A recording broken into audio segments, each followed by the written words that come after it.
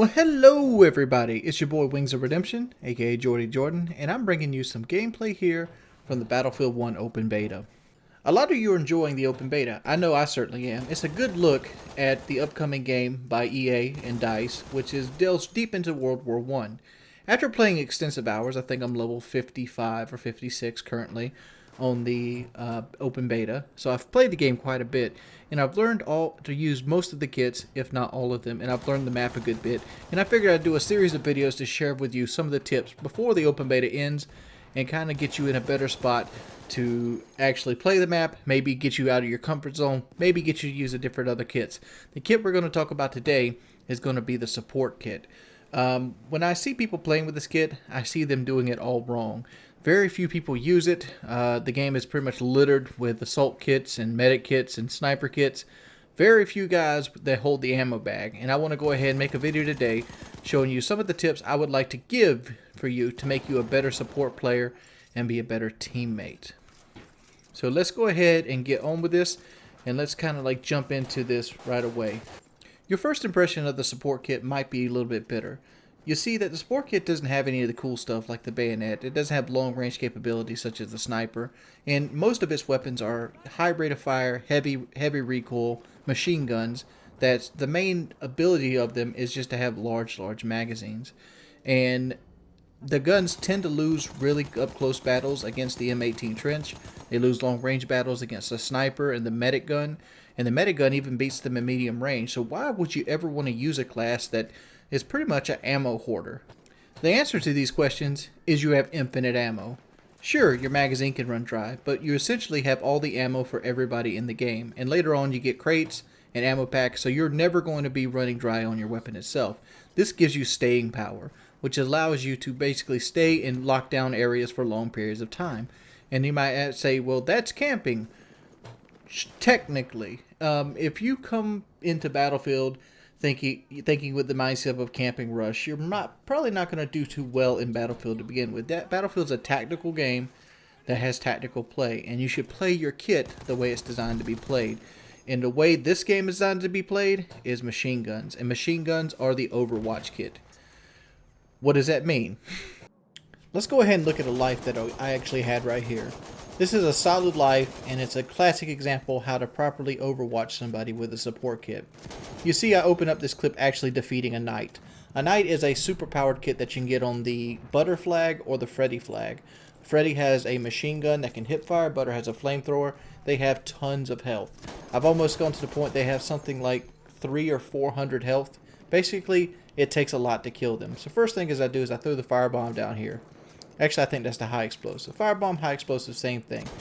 One of the new features of the Battlefield 1 beta that they actually implemented is seamless bipoding. As you notice right now, I will come to the window, open the shutter, and my character will instantly bipod his weapon down. He does this extremely fast. What is the benefits of this bipod? Well, the bipod basically takes all recoil away from your gun, allowing you to dominate mid-range gunfights with impunity. There's very little people that actually can do anything to you. You basically turn into a stationary gun. I'm not even that. You're better than a stationary gun. I get sniped right here. But we're about to go on a huge kill streak. Actually, I think Joe picks me up here. Yeah, my buddy Joe picks me up here. I'm actually playing with one friend. But since he's there, he's playing the medic class. I give him some ammo. He gives me some health, and we're still here. I have my firebomb watching me.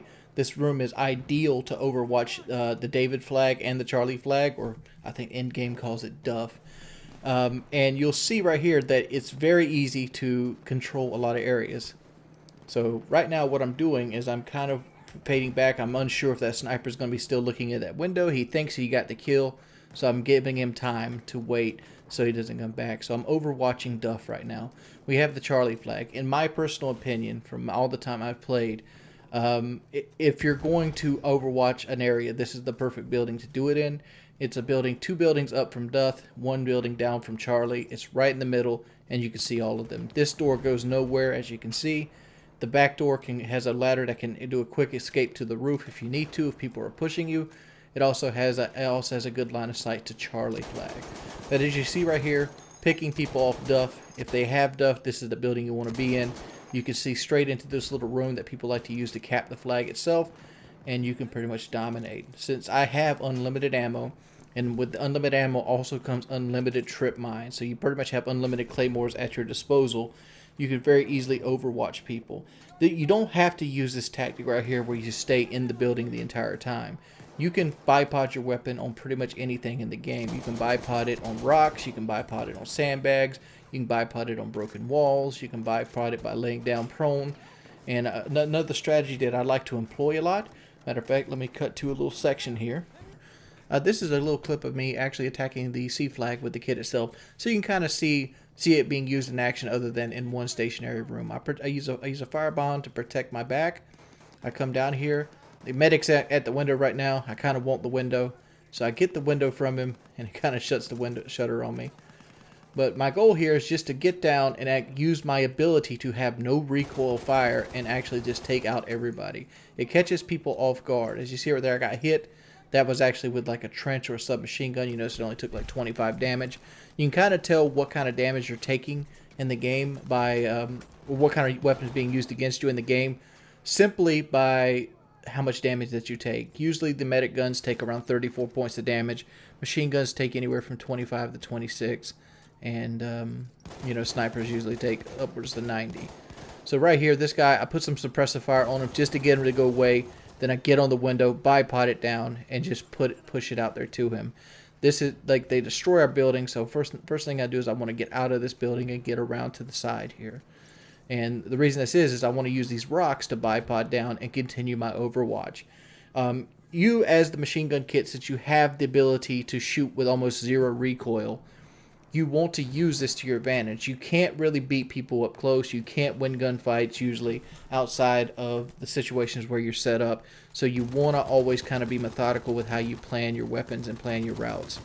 So like as you see right there, my machine gun actually overheated, so I did a quick swap. This last machine gun does have the ability to overheat. It usually takes about 100 rounds to do it if you do continuous fire. But really quick reload, ammo down, and we actually took the C flag here. Let's go and cut to another area, another way that you can actually look at the gun itself and actually enjoy using the bipod ability and actually overwatch the kit itself. As you see right here, this is an escape of death. Using the fact that my teammates here are bipod down, and I'm going to use the hip fire. I don't think anybody actually comes, but this is another great tactic that you can use to defend yourself. I got some health, I got out of there, and this is a really good capture, and I take out another guy. If you're shooting without the bipod, I highly recommend going full auto steal, but just hold down on the actual cursor itself. So let's go to another one of my favorite sections to actually do this overwatch tactic at, and this is the butter flag. Using the rocks of butter, you actually can bipod down here and provide superior overwatch. This is effective overwatch right here, and this is what you're striving to do. It's not really camping in a room. What you're doing right here is, you see right here, even them, I put suppression on the sniper, he backs off. You can look for lens flare to capture snipers, put shots on anybody you can, spot them, and just dump ammo on them over and over and over again. This is the last machine gun that you can unlock in the beta.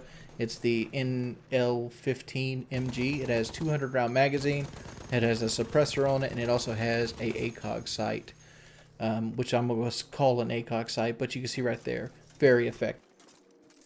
So the final synopsis of this video, and what I actually wanted to get across when I made this video, is you want to use the class and do its strong points. It has an extreme hold down game. It's really good for suppression fires, really good at killing people at medium range with the bipod, and it's very good at keeping your teammates in ammo.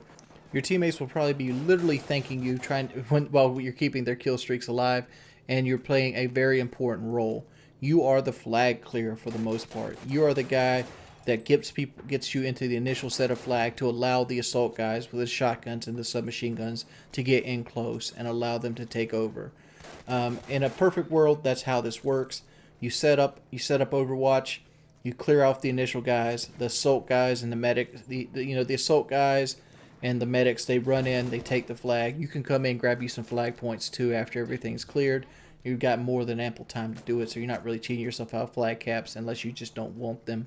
And if you like going on long kill streaks, this is the perfect class for you. Highly suggest you try it out. Hope you like this video. If you did, recommend it to your friends.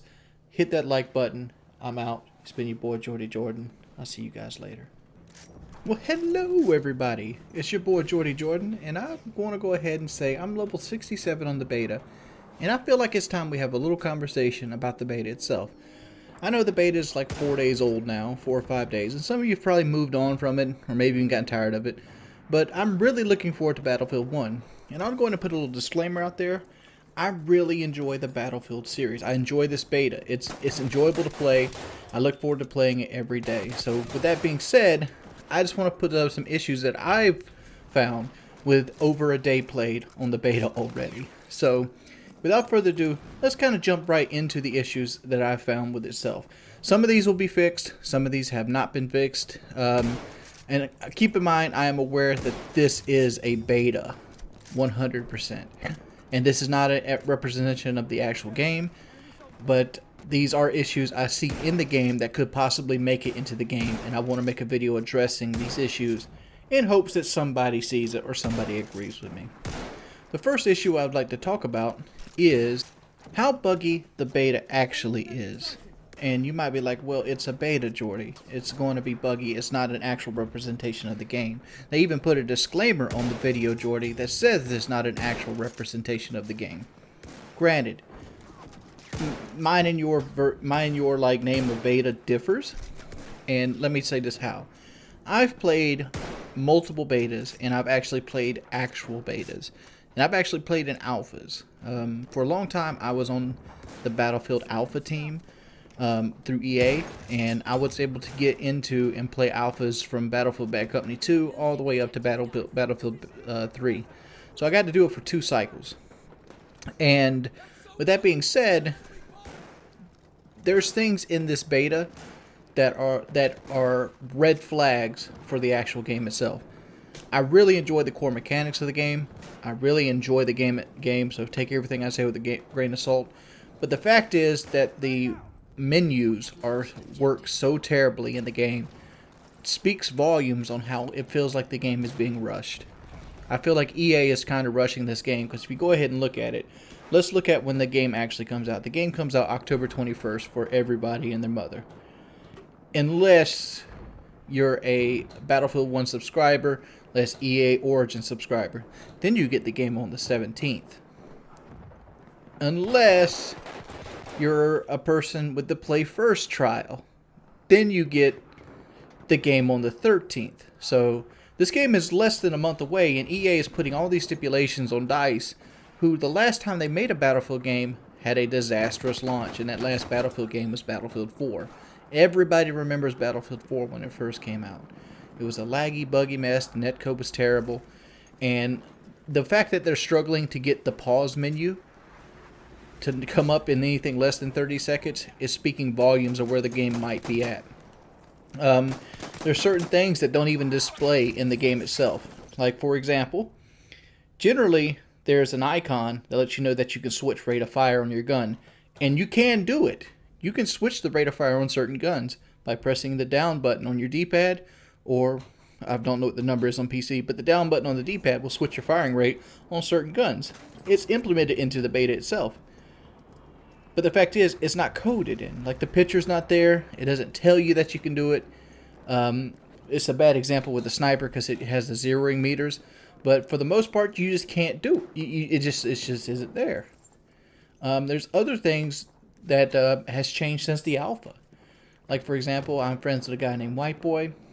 In the alpha itself, you actually would have skulls pop up on the map, and a little circle would count down to let medics know people around them have died. And that has suddenly disappeared in the beta. The servers are very hard to stay online, which that could be leading to a DOS issue. But the fact is, the server netcode is very, very bad. And even when you do get into servers, there's a bug in the game that will allow other people to play the game before you. Such as, like, for me, when I'm playing in a party, I don't get into the game till 3 to 5 minutes that the game goes into it, because the menu screen that pops up and tells who the top 5 of the game is and shows the scoreboard and everything, that takes place during the next game for me. And that is another probably code issue. So, you know, some of these things I might be wrong with, because I'm kind of freeballing off the top of my head right now.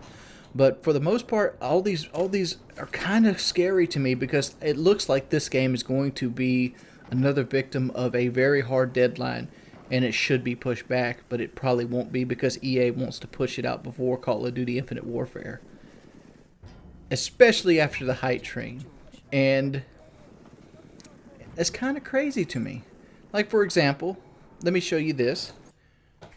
It's a picture of two friends playing on the same map in the same server in the same party at the same time, and they're actually side by side each other. So you can't really tell from the picture itself unless you go really big, but they're right next to each other in the same area of the map. One person has the sandstorm implemented, the other person doesn't. If you don't know why that's game breaking, you might want to go ahead and skip this video, because one person has very little lines of sight while the other has perfectly clear line of sight. So when you're struggling to see somebody and you're hanging out a window thinking you're safe because nobody else should be able to see you, you could get shot and killed. I understand this affects the gameplay itself, but this right here is something that is a red flag in itself. Understand it is a beta and they have more time to actually iron this game out. But keep in mind, today is September 5th, and the game is due out a little over a month from now for a street release.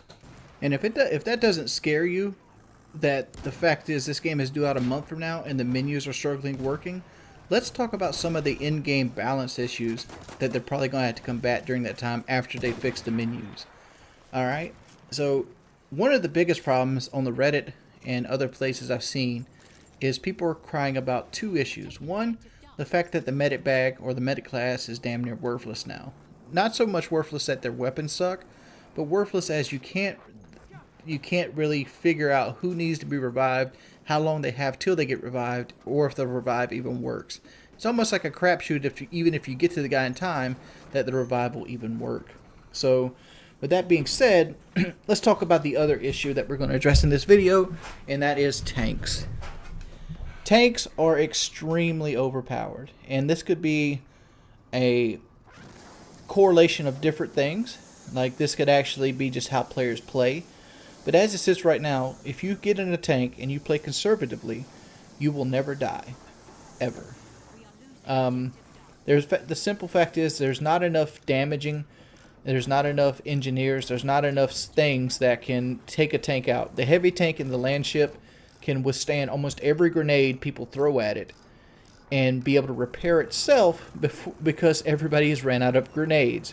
Keep in mind that I understand there is a play difference here. Like, for example, if there was a support guy handing out support packages, giving them more grenades, it wouldn't be able to outlast people's grenades. But the fact is, people don't play support. I made a video trying to get people to play support, and it did help a little bit. I've seen more people playing support in the actual beta itself, but how much is that my doing? Who knows? But regardless, it's hard to kill tanks, and you can't do it solo anymore. Used to be in Battlefield 4, you could get an RPG, you could get behind a heavy tank, shoot it once in the butt, and it would disable it, and it would make it so it can't drive, so you could easily line up a second shot, so one engineer could take out of a tank. Or you could get up to it close and put C4 on it. Not this case. Dynamite does 20 damage, anti-tank grenades do 20 damage, rocket gun does 20 damage, and the fact that the rocket gun's hard to use, you have to bipod the rocket gun down before you're even allowed to shoot it. You do this via, getting like a normal LMG or sniper, laying it up against a windowsill, or laying prone on the ground. Regardless, it takes a while to shoot, it takes a while to reload, and it only does 20 damage. And for the most part, it's hard to disable tanks. Maybe we just haven't learned. The fact is, I only know that there's one weak spot on any tank that I know of, and that's the land ship, and that's the front gunner, like where the actual driver is. You hit it there, that'll do 50 damage. But for the most part, it's very hard to take these tanks out. And you're like, well, that's realistic. Right. But I feel realism has a limit in the game itself. Like, for example, if you get shot in the chest with a 30 caliber bullet, you're not going to continue running at full speed with 10% of your health left. You're going to get knocked for a flip. If anything, you're going to be laying on the ground, dying, or slowly walking. It's going to slow you down when you get hit by bullets. It just doesn't happen. You know why it doesn't happen? Because it's not intuitive for gameplay. It's not fun. And the fact is that the tanks are supremely overpowered. The heavy tank and the light tanks particularly, because they don't require any of their gunners. The land ship has a weakness. Yes, it's heavy armor. Yes, it can take out other tanks, but it has a weakness. It has a weakness in the front, and it also has a weakness that their gunners can only shoot at 90-degree angles, thus making it a lot easier to deal with than a heavy tank or a light tank. I've seen people go 90-0 in light tanks. I've seen multiple people go 40-0 in light tanks for multiple games.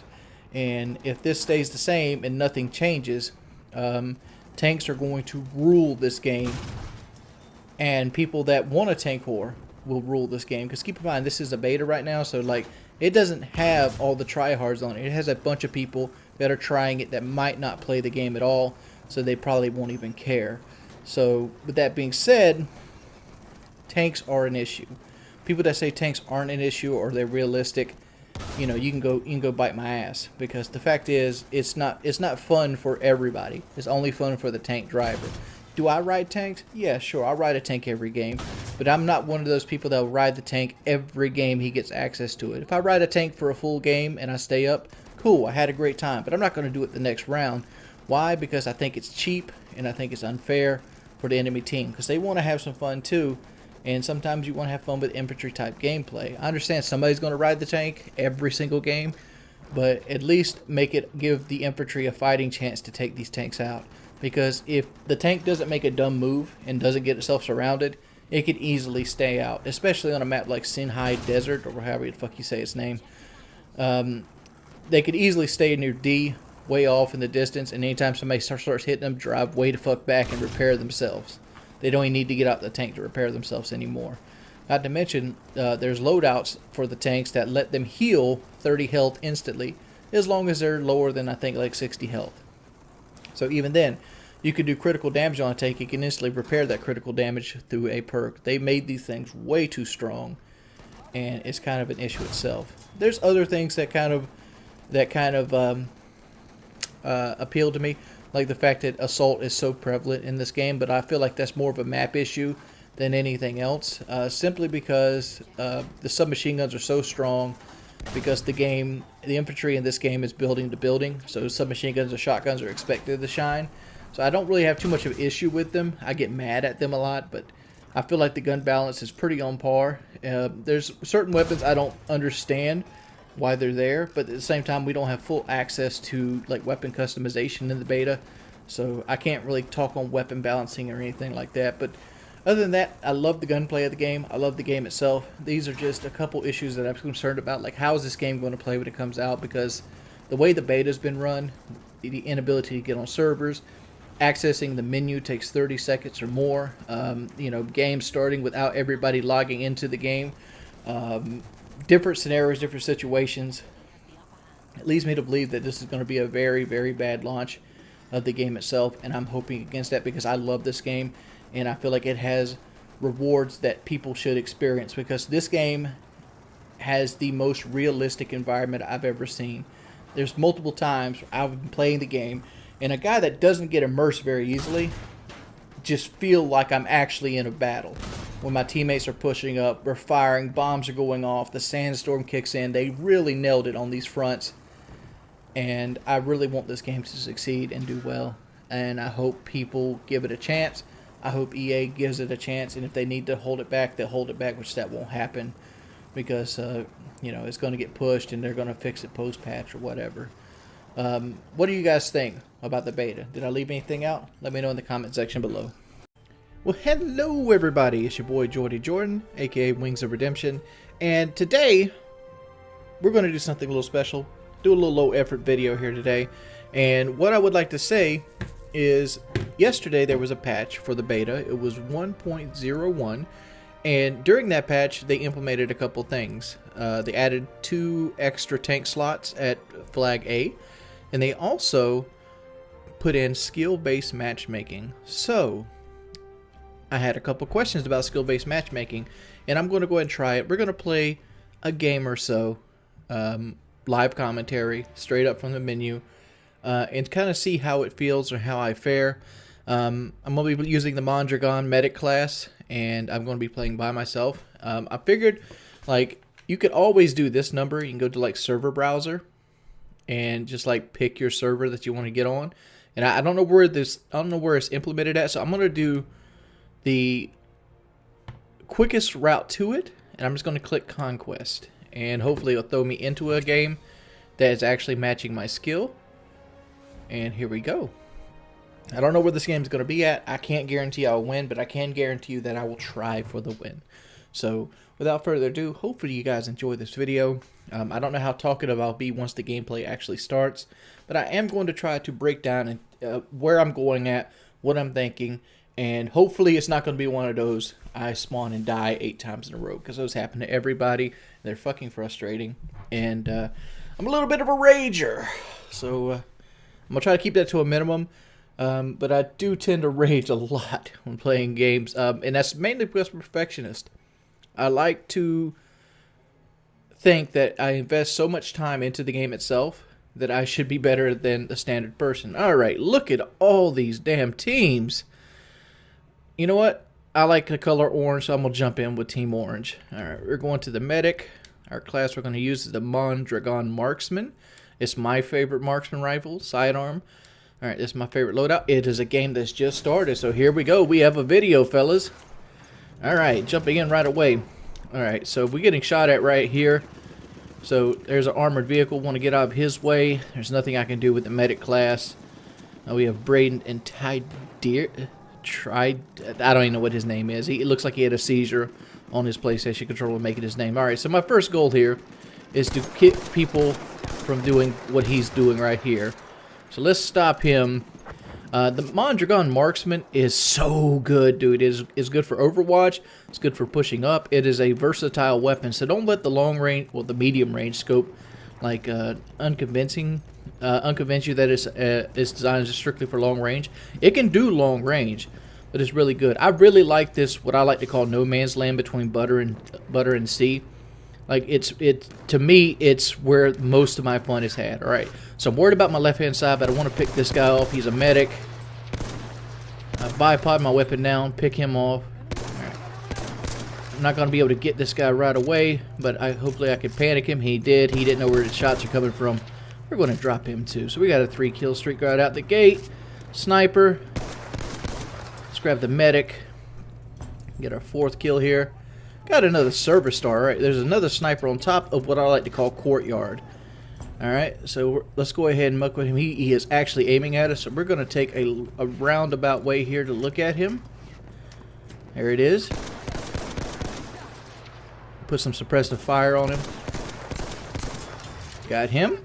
And we're on a kill streak. Alright, so we're slowly going to be pushing our way up the C flag here.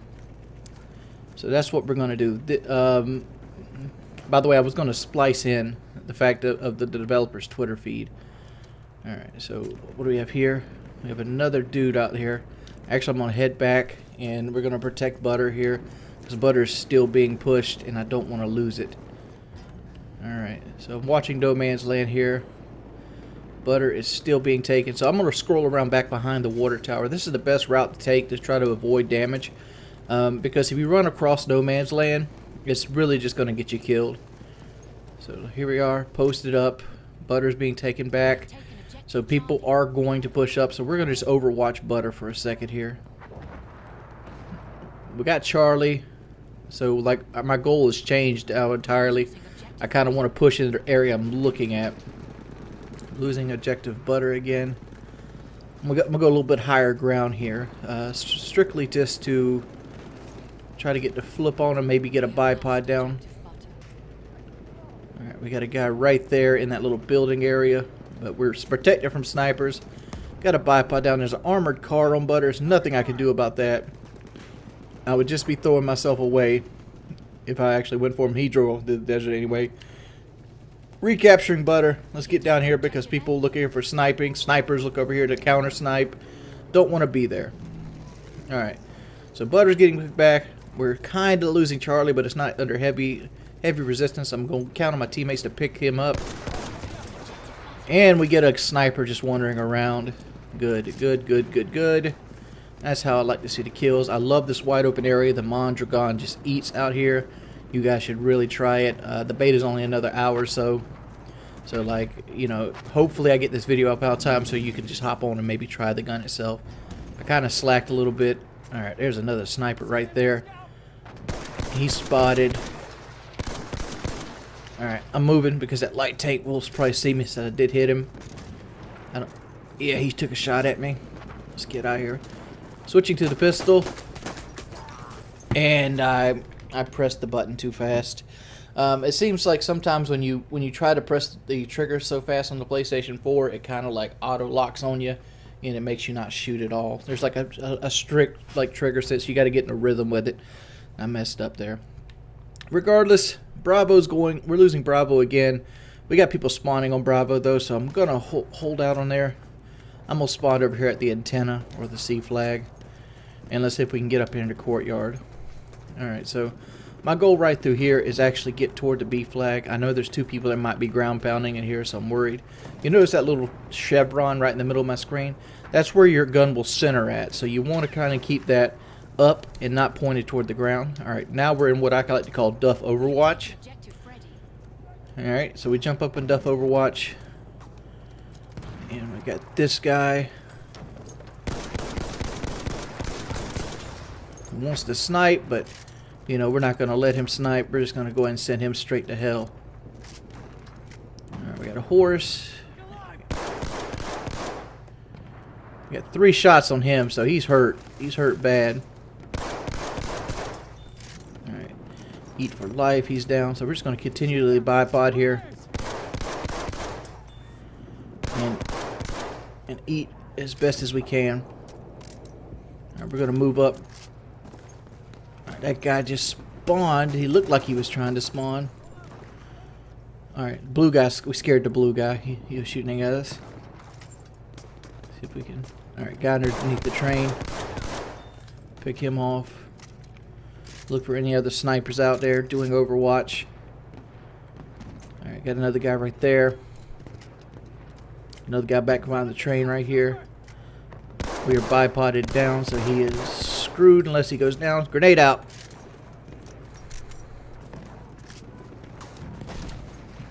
Alright, he threw a grenade too. Alright. Matthew, you just happened to be in the wrong place at the wrong time, dude. What are we looking for here? Another guy coming right here. Looking for somebody to try to get on.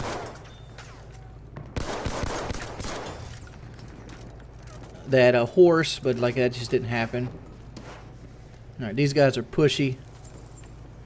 Just want to make sure that we don't get fucked up by like guys pushing us here. Right here, for example. Throw some first aid down there for our buddy. Real pushy, real pushy. This building's super damaged, so like it's not going to be the best of the best. Move back. Alright, we're going to push up with these guys. I think the flag's taken to the point where we can actually get up here and grab D. Alright, that guy's hit. He's going to try to heal most likely, so we're going to repair.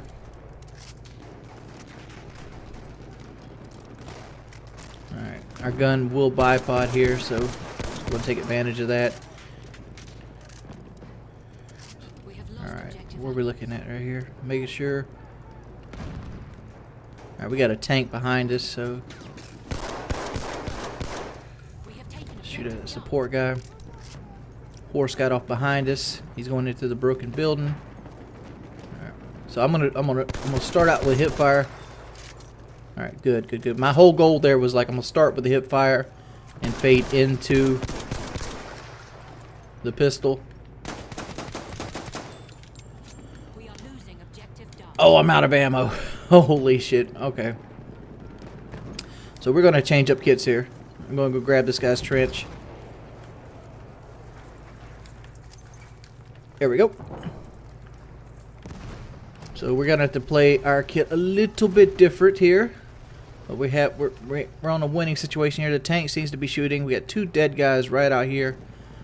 Kind of like try to angle our way on the skulls on the mini-map there. Don't want to get too much out of the way here. Up here. Alright, Charlie's being taken. So we're going to get into the middle buildings here. I want to try to stay off Main Street. I'm going to like to get an Overwatch 2, which is this building right here. It's blown out. But but I might just skip it altogether. Might go for blue stripe. Here's blue stripe right here. This building right here. I call this blue. There's blue little in C building. So let's get up here in blue. See if there's anybody out here just chilling out, looking in the windows. No, no, no, no, no. The way the flag's situated right now, I want to get in C building, but you could do little right here. But like little has 2 entrance ways. Not very good. We're getting C building. There's nobody on this flag right now. You can tell by the way it's rolling. I'm just going to get up here in the corner. This allows me to capture the flag and not be as given, because like they have F and G. So this allows them to basically be funneling towards my back. And I don't want that to happen. Alright, so we're going to be taking the flag here.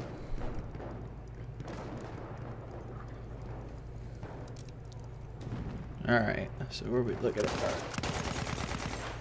Oh fuck, that's the knight. That's the knight. And that was a right kill. Okay, I got ambush there. Alright, 18 and 2. We're doing pretty good. Doing pretty good. Alright, so we're gonna go back. Butter is still being taken. Alpha is being taken. So I'm gonna spawn on A here. Reason I'm spawning on A is I want to hold this flag, and it seems like they're in a stalemate. That means one, so it's at a 1-for-1 situation, and this is where the mantling people are having trouble with. All right, so let's go up here. I want to get a high ground, get up here, see if I can help pick this guy off. All right, A is back. Good, good, good, good. Because a lot of people like to come up here and like ghost cap this flag. All right, we're gonna maybe jump in a Glow Addict's tank here. Let's go ahead and get in his tank. Come on, dude. You need a gunner. Slow it down. Slow it down.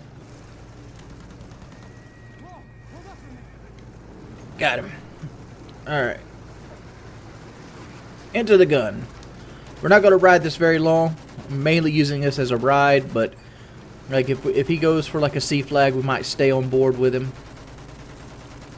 Using the shotgun here, you can press the triangle button, you can switch between the shotgun and the actual cannon. The cannon should be reserved for blowing out walls and killing tanks.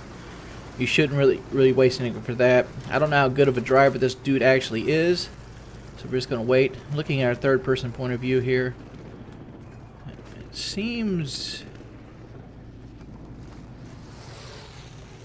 All right, so he's jumping back and forth. I don't know what he's looking at. He is shooting at something.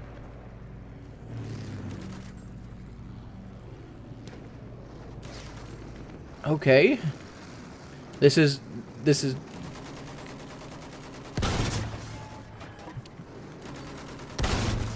Alright, got him. Killed the horse.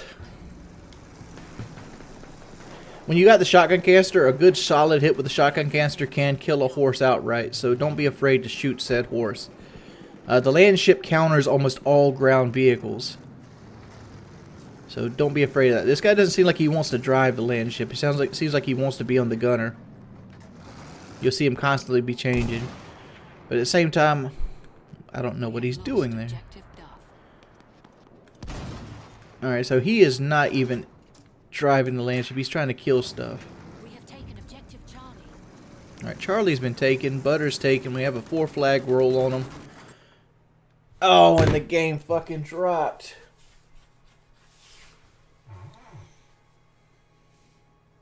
Well, we ended that with 19 and 2. That was a pretty good run. Did the game get dropped? That's the first time I've ever seen. Oh, what? Come on. Oh, that's story of the life. I don't know if that game counted, to be perfectly honest. I leveled up in the game, and I'm ranked 66 again up here, so didn't look like that game even counted. But we know it counted. So let's jump in one more. If it does it again, we'll call it a video. I just wanted to kind of test out the skill-based matchmaking. I'm doing the random find just to see if anything matters here, because like I want to face the full-timers and not the first-timers, if that makes sense. Not connected. Why am I getting unconnected? I am obviously on the PlayStation. I'm not disconnected from PlayStation. But you feel like you need to randomly disconnect me from this. Okay, whatever.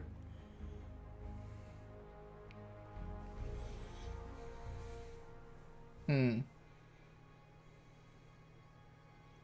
here we go again.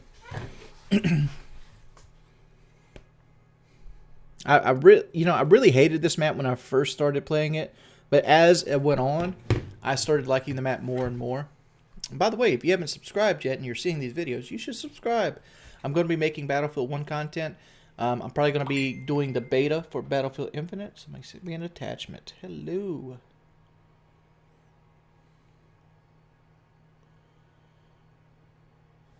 Attachment.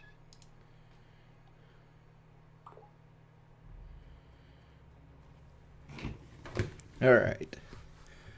Let's see. Harry. Yeah, let's jump into Harry. All right, it's another game that's just started. So let's see what we're going here. We're going up with the B flag again. We spawned in a place where with a pilot, so he's not going to have too good of a gun to help support us. So our goal here is just to come up here and get into the D flag. I like to sit on the very outskirts of the D flag. Don't go near the train. Don't do anything like that. Remember, you can use the land to your advantage here. Just use the land, because like there's a hill here, and really the only people going to shoot you from this direction is people coming from E, which very few far between. But like here's the thing. Like we could actually come over here. See, there's a horse right there. Not anymore. 2 horses down. And we are back collecting, and there's a tank. We're running from the tank. Running from the tank. Use the land. Use the land. Getting clipped at. Alright, we're out. We're out. No, no, no, no. Serpentine. Serpentine. Serpentine. Come here, tank. Fuck, tank. No!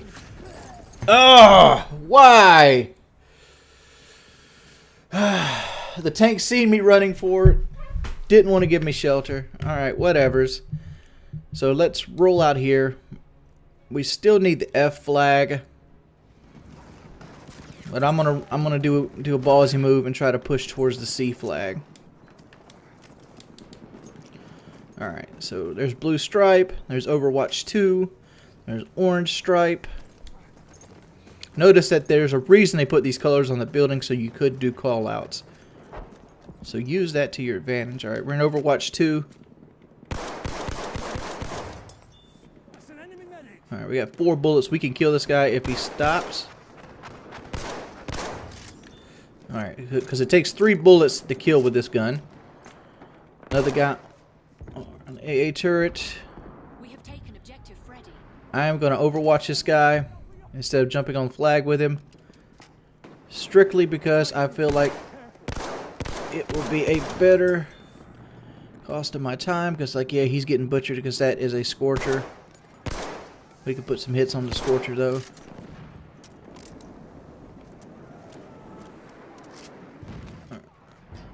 Alright, we got a full magazine.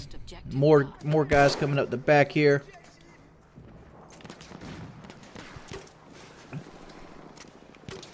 This guy just shot a flare at him. Got a shock trooper right there. We have enough bullets to kill him. I'm just going to throw the grenade and reload. That might hit him, that might not. Again, we're gaining the flag back. Guys coming from courtyard. Let's go ahead and take care of those guys. Accuracy's not the best. Doesn't have to be once you got the jump on somebody. Again, courtyard. Let's push over here so we can get a good look at courtyard. Alright. Really none of them looking out the windows. We got a guy in blue stripe though. Knock this door open, see if we can see him. Alright. Alright, C is getting taken. We're good here. We have taken objective apples. Right, we have a guy right there. Maybe he's dumb enough to open the door, maybe not.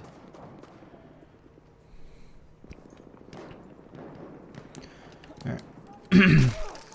Oh, and I got bayoneted.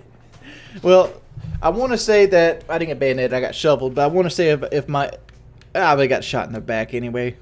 So there was probably no saving. I was like, if my mantle would have worked, I could have got away possibly. There's a possibility, but more than likely I would have died either way. I overstayed my welcome.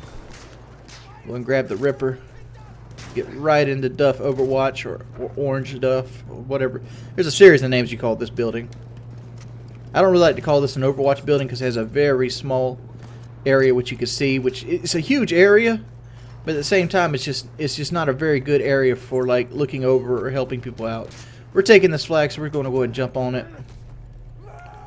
By the way, if you double click circle, you automatically go into the charge attack, which I don't really use that much. I think it's a terrible way of getting around because the penalty for using it like that is huge. Like, for example, like we want to go here, we could charge, hit the door, but now you can't sprint at all. So like you got to take it with a grain of salt. We got a land ship. There he is. Let's not do that.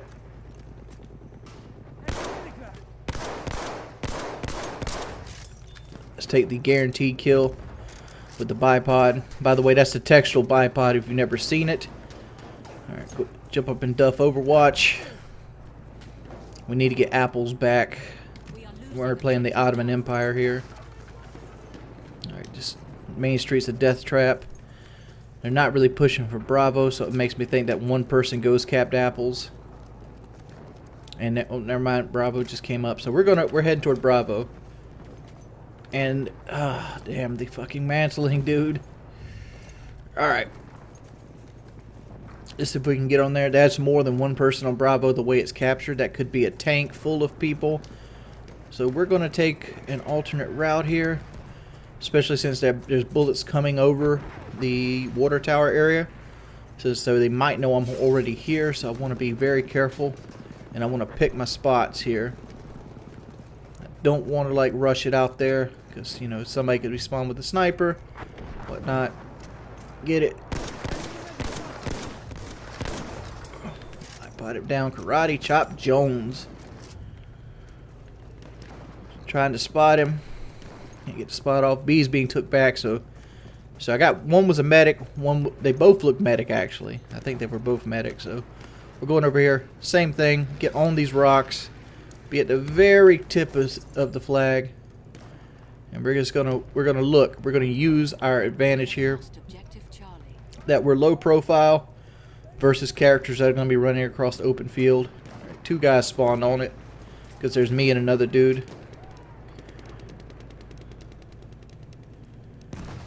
We got to use this to our advantage.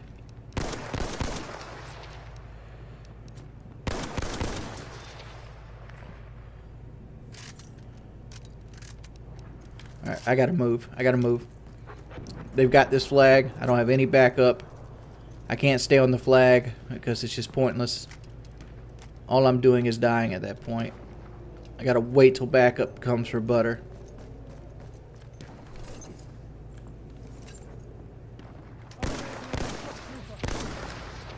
Alright, there's a shock trooper and a recon. I don't know what kind of rifle he has.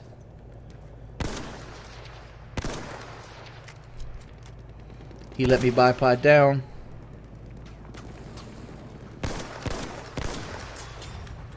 Not gonna happen, dude.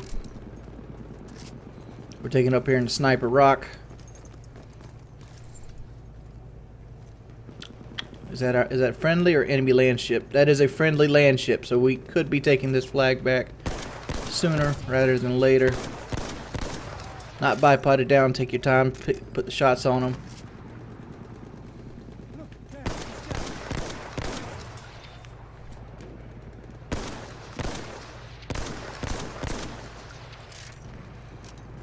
Grab this guy out here.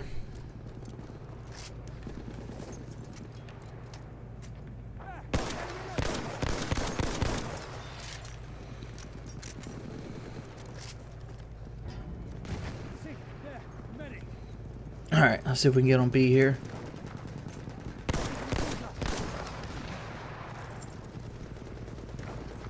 This guy's looking. He might not expect this flank route. Maybe. He might be also be dead. So what we're going to do...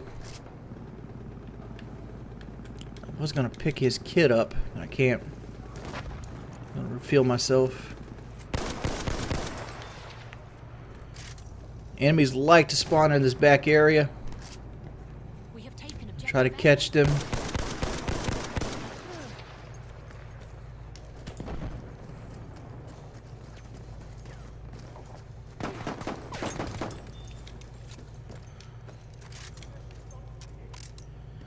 Alright. We're down to our last magazine, it seems. Grab the assault class. People still will be spawning behind me. This gun right here shoots really fast, so we want to take advantage of that. There's a guy with like a medic or something looking out there. I want this guy to come face me here. He might beat me, might not. Here he comes. He didn't beat me. Got another guy. Alright, we stopped the spawning. We got the spawn stopped. So now we just gotta kill all the people on the flag. Young surface.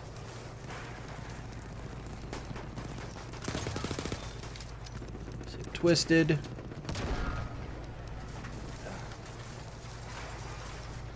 Somehow, somewhere they got the flag spawn back. And I got killed by a heavy tank. Alright, whatever. That was a good life. That was a strong life. I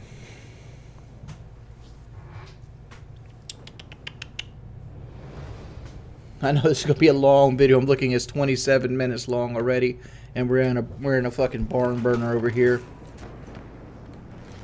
Alright, so let's kick it over here. Like, I really want to get back to Bravo, but I don't want to be reckless doing it.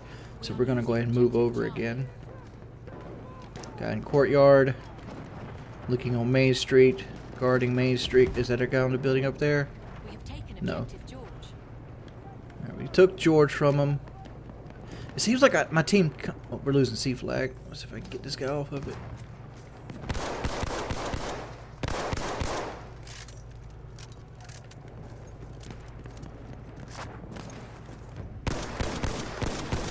That's a medic. That's not the guy I was shooting at. Be ready for the hip fire at any given time. It could be down here. It could be upstairs. That's exactly where he was at. I think another guy might be coming. I'm over here solo dolo. I'm thinking about just retreating out of here.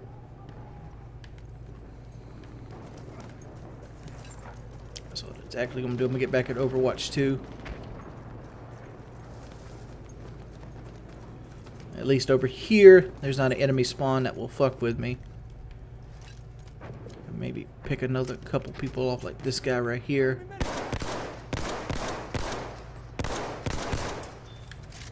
Sea of green. Alright, good. Armor truck inbound. One assault guy down. Hit another guy. He's done. Alright, let's get on the C flag and help him out. The guy coming across the middle here. Oh god, lots of dudes. Bouncing out. Head around the back here. Get in the blue stripe. Maybe work our way towards little. But like we got two guys dead right here in the back. He was requesting a pickup. I'm sorry, buddy. Couldn't get you up. I didn't see it till the last second. Out on top of this building in Overwatch 1. That's Overwatch 1 right there. So again, all the people that came to help me have died. Young Surface gets it again, baby.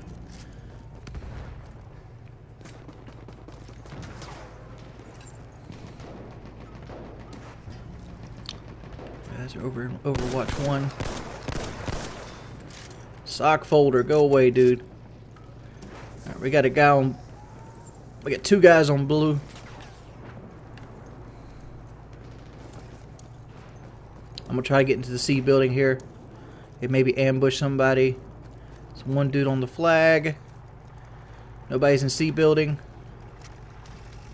One guy on the flag though. That is an easy grenade kill, maybe, if I don't fuck it up.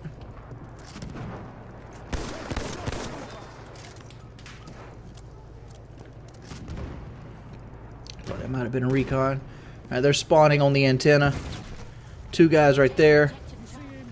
Good, we took Charlie. We took Charlie back from him. Alright, so my goal now is to go back towards Butter. Go back towards Butter. We're going to have to change kits here soon, though.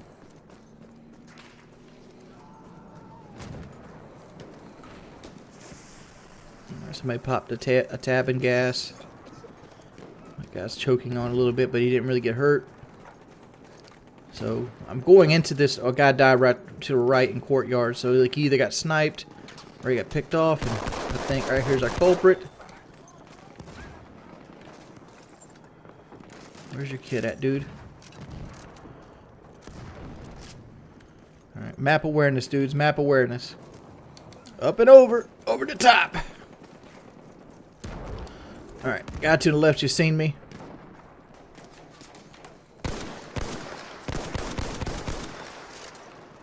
Right, where's your gun at? Alright, you are a scout. Is this the Govera 95? I think it is. Alright, so we're rocking the scout now.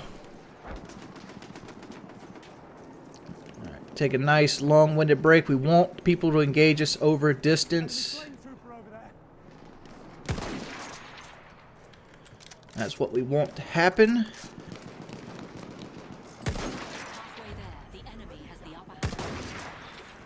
Yep, Govera 95.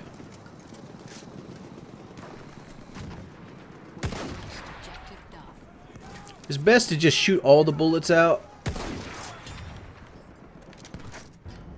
Oh, fucking armor truck! Armor truck, get out of there.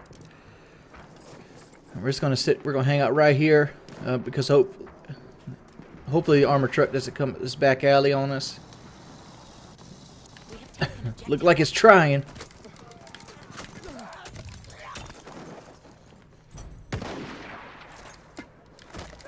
Oh my lord! How'd I get both of them? Whatever. Whatever. We got Bravo. We lost D, so we need to get to Overwatch, but we're hurt bad. So we're gonna take an elongated route to D. We might lose this game, but I'm gonna make it sure it's not because of me. Who's he looking at? All right, Darth, you're half hurt. Did you get shot at by something? There's a sniper off in the distance. That might have been our culprit. Alright, we got a guy shooting at that horse, so there's got to be a guy right here. Oh, he is Dunzo for Shunzo. Pick that guy off. Cock that bolt, baby. Cock the bolt. Alright, into D.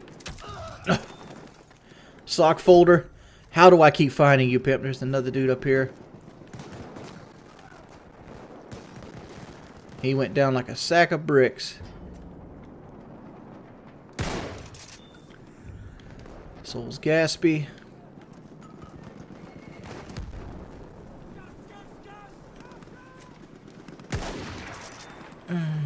Death Watch.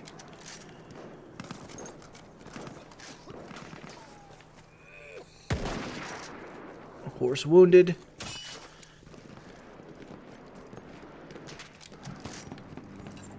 David. Okay, what are we doing here? I keep hearing like a sound of like people getting hit. Oh, whoa, whoa, whoa, whoa, whoa, whoa, whoa. That was like a tank or something. Let's get the fuck out of here. Get to an Overwatch position. We have lost objective. Yeah, heavy tank. Your sock folder again. What do you have? Give me your medic class, baby. And we're back to the Mondragon. Awesome. That's how I like things to play out.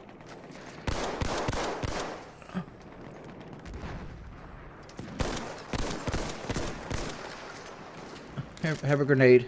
Have a grenade.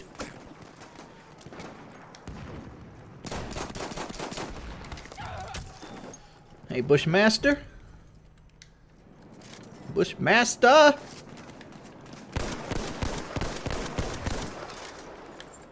We have taken Oh, objective okay, I thought a guy was coming on me. Alright, do we go for D again? Karate Chop Jones, I got you again, baby. Why you let me do you dirty like this? Why? Why? Yep. Time to be ballsy. Time to be ballsy.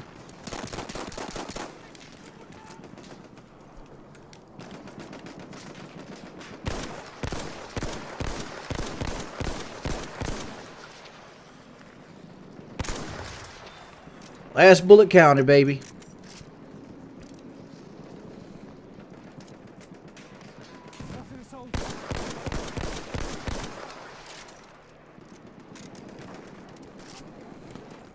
We have taken objective Let's get the fuck over back here to orange. Overwatch on B. Overwatch on B. There might be a guy following me in. Possibility.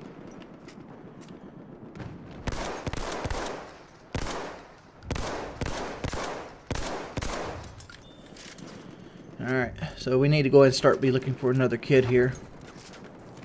So we're down to our last 24 bullets. We might be able to get 2 or 3 more kills though. We have taken objective apples. Alright, they have Charlie, David. Oh my god, they got them all again. They got all the important ones though. Alright, we got a horse going on Butter, so we're heading back to Butter because I'm comfortable with Butter. Right, we got a guy out here. I'm trying to spot him right now.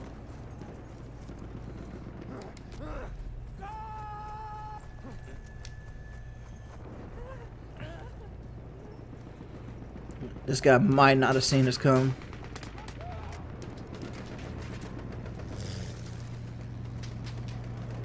He got lambasted anyway. We're getting off because there's a sniper looking out in our direction. We have taken objective Charlie.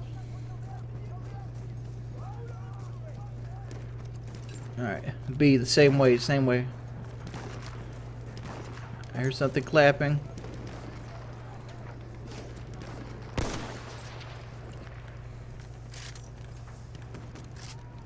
We have lost objective Charlie.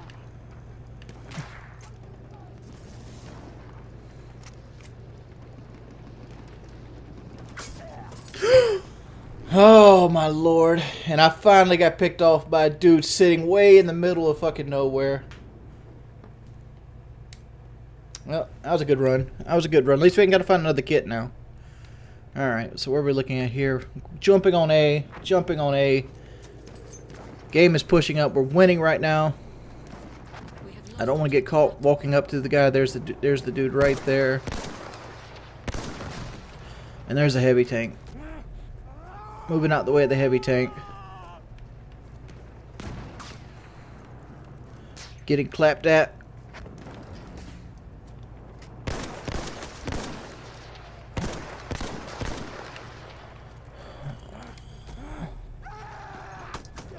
Oh, it'd be nice if I got the bayonet on them, but like, oh man. It's just assholes, dude. Just assholes sitting on the rims of the fucking map doing nothing for their team. Like, people will look at this gameplay and be like, look, you're fucking terrible. You're a disgrace. You're the worst person ever to play on anything that involves fucking video games. We have taken objective Duff. Alright, we want to be very careful right here. But at the same time, it's like, dude, like half the people that play this game sit on the outskirts of the map doing nothing. Like, yeah, did he just stop like a guy that was like on like a 50 kill streak or something like that? Well, not wasn't 50, but like it was a big one. What are we doing here? See if we can get over here to this building.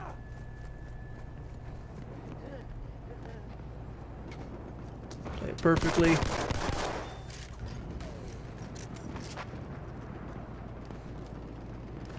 We got Bravo, we got D, we got all the flags down. We're going to jump over here. We're going to see if we can get into the Duff Overwatch.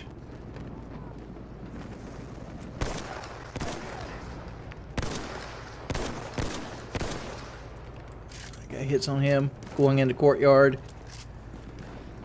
Hoping I could get this 50 bomb down, baby. Get this 50 bomb. When I don't start fucking failing. Alright, we lost a guy in the courtyard area, so we're going to be worried about that. And there he is. There's a guy right there that probably killed him.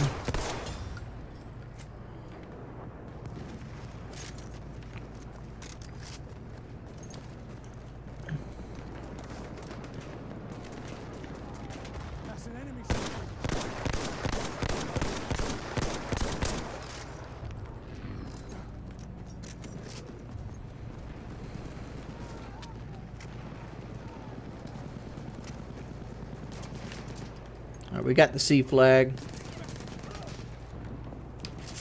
That guy. Where are you? Oh, fuck! God, he got me. That was a good play by him. That was a good play. So we're winning. We're winning. We're winning. We're winning. I'm sitting here. I'm doing well. Outscoring everybody on my team. Alright, so we got a good sizable lead here. I'm gonna spawn on C. Please don't spawn me in the antenna, and you spawn me exactly on the antenna. Awesome. That couldn't be any cooler, man. Alright, we got 2 guys dead in Overwatch 1. Overwatch 2, I'm sorry. So I want to kind of play it safe here. 3rd guy died in Overwatch 2, so there is a guy in there.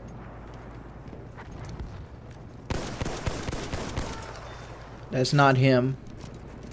I'm not even gonna pretend that was the guy that was killing these dudes. Another guy dead up here.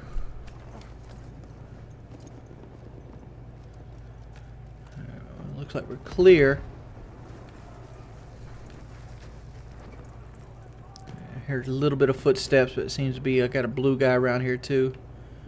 Alright, so my 2 favorite spots have already been taken. So like here's where I don't know where to be, but we're losing butter and we got multiple people on butter, so we're gonna go ahead and move way the fuck over here and get in position for butter. Right, there's a horsey coming up. He's coming up water tower side. We got sniper bullets coming off from the right here.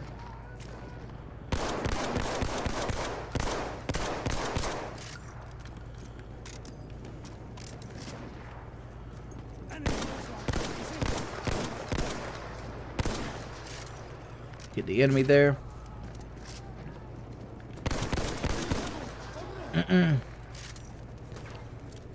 Not today, Corey. Not today.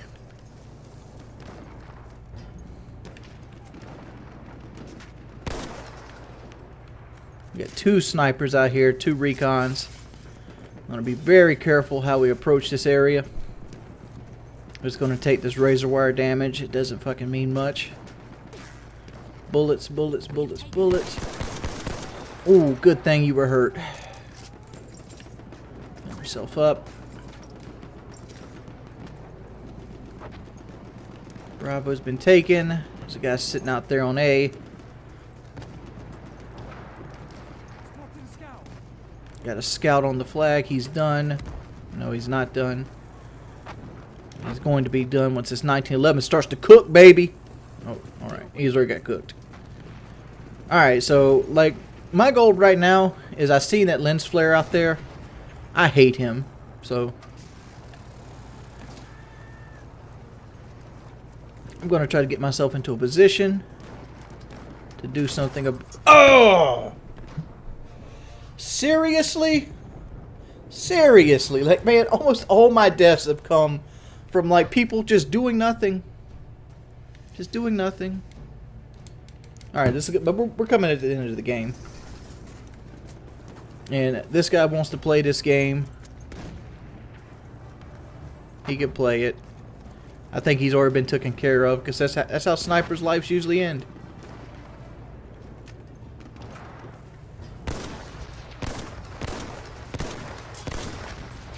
True gamer. Gotcha, buddy.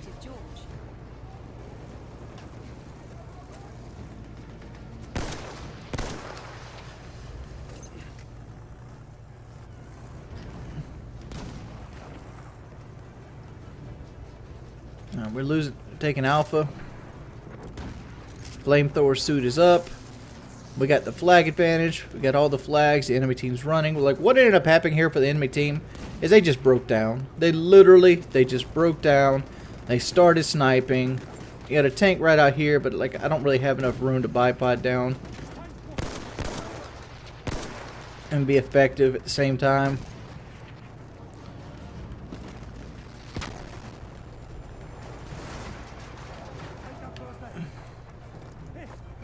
Trying to find a place where the first aid will go down. It's not happening. Oh well. Let's just crawl up here. Let's crawl back. Armor train. Old armor train. I think that's going to be the game. This was my 2 matches of skill-based matchmaking. They don't all play out like this, so don't pretend that they do. I'm a pretty competent player, and that's a light tank. We're just going to wait it out so not take another death. But, yeah, really liked it. If you haven't tried the Marksman Mondragon, it's a fucking awesome weapon. We went 52-7. We went 19-2 for a combined thing of about 70-10. So we had about a 7 KD going out through it. Hopefully you guys enjoyed it. Hopefully you don't get scared by this long-ass video. And I will see you guys later.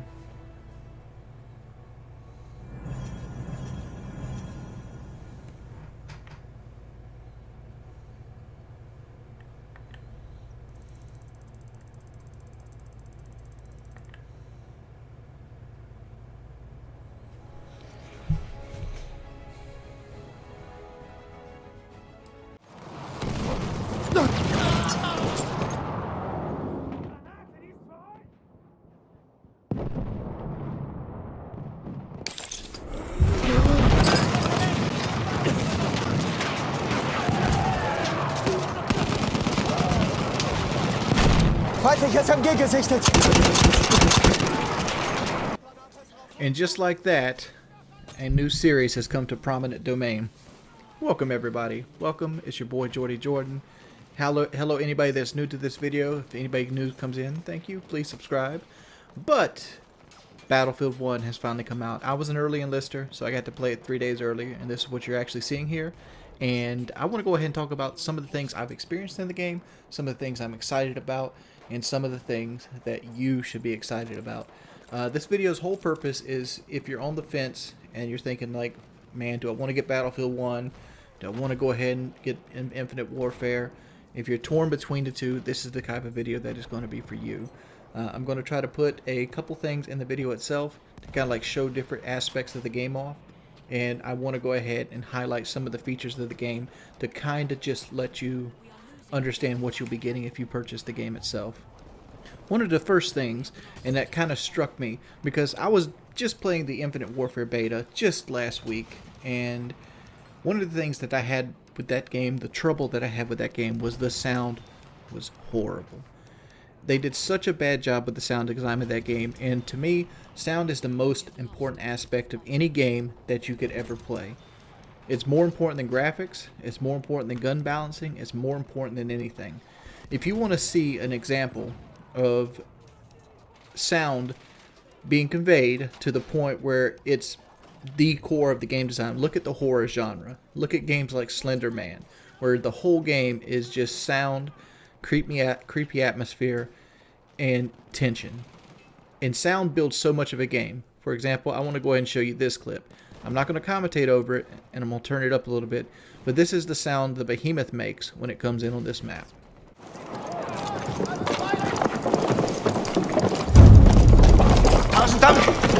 An enemy airship has arrived.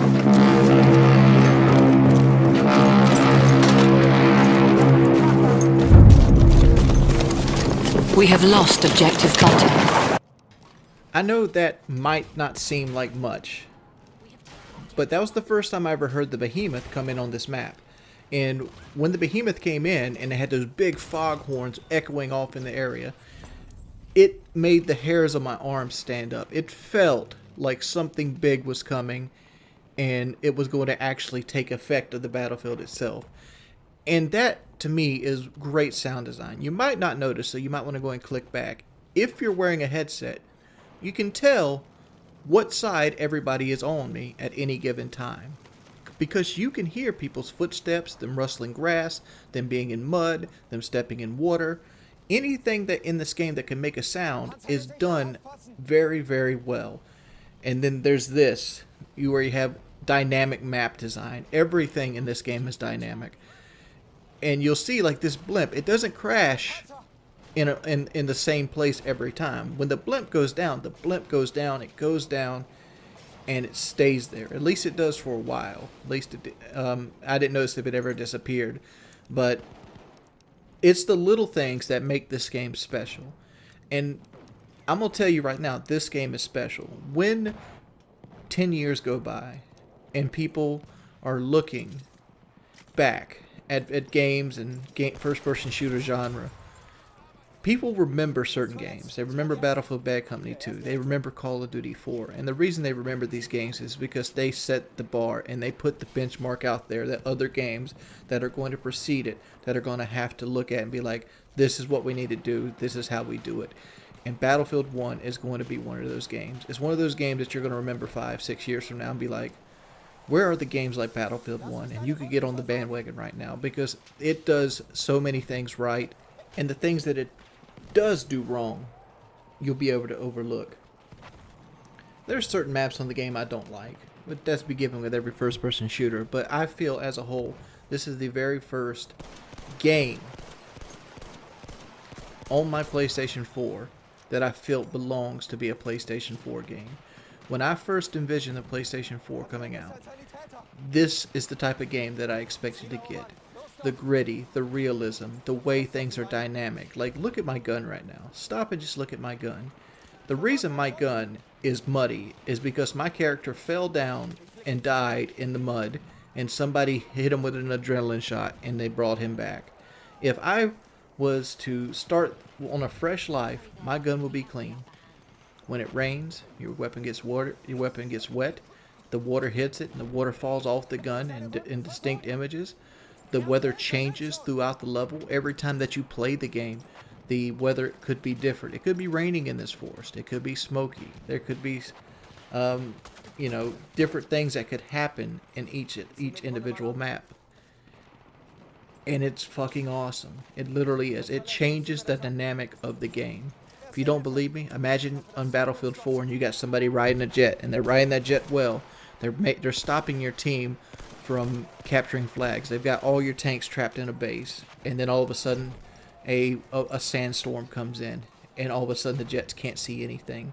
Now you have a chance to ride your tanks out. Now you have a chance to get back in the base, and it's good. It's fun because it's dynamic. It adds a new immersion to the map.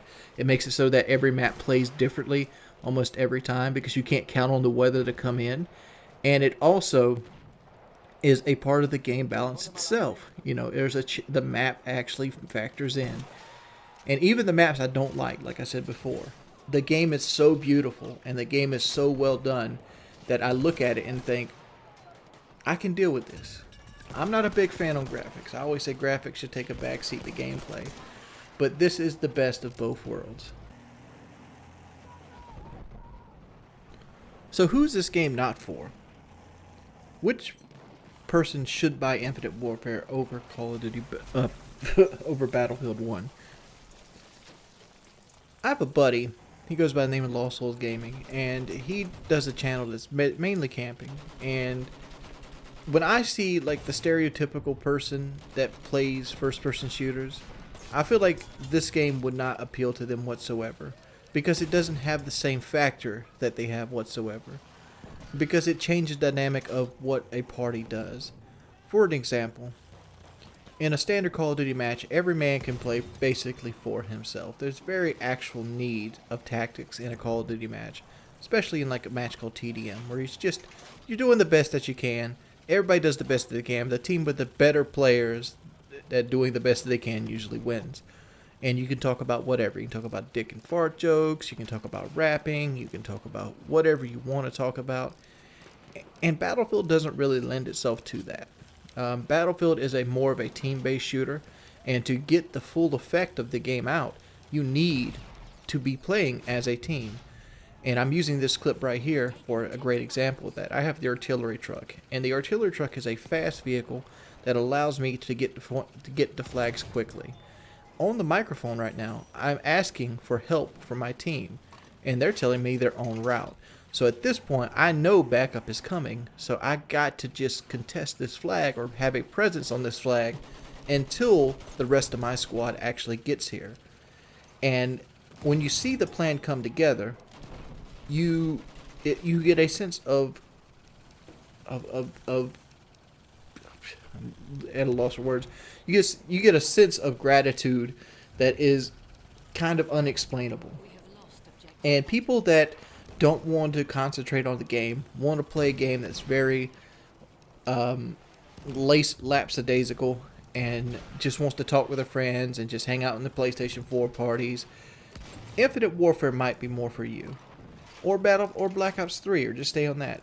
For players that actually want to play and compete and enjoy that element and enjoy that sense of accomplishment every time that something comes together, or have those epic moments that Call of Duty can't have, Battlefield is for you.